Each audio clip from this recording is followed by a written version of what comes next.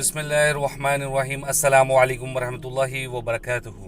میرے ایک بھائی ہیں، انہوں نے مجھ سے ریکویسٹ کی تھی کہ ایک بہت ہی پیاری دعا ہے، اس کے بارے میں آپ تھوڑا سا بیان کریں۔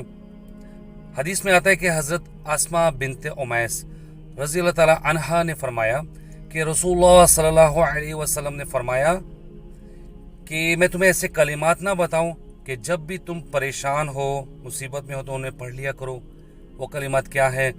اللہ اللہ ربی لا اشرک بہ شیئا، اللہ ہی میرا رب ہے، میں اس کے ساتھ کسی کو شریک نہیں بناتی یا بناتا۔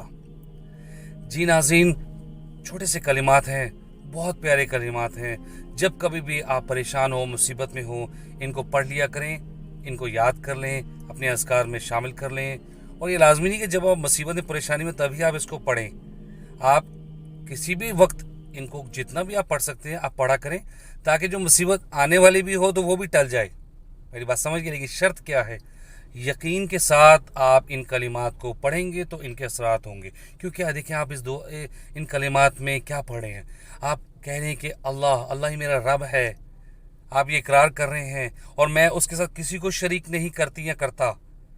اگر آپ اللہ کے ساتھ کسی کو شریک ہی نہیں کرتے اور یہ یقین کرتے ہیں کہ اللہ ہی کرنے والا ہے، تو پھر ڈیفینیٹلی اللہ تعالیٰ اس دعا کو، اس پریشانی کو آپ سے ضرور دور کریں گے انشاءاللہ۔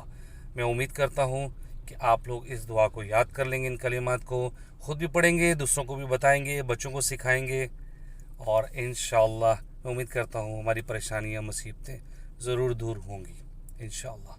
السلام علیکم ورحمۃ اللہ وبرکاتہ۔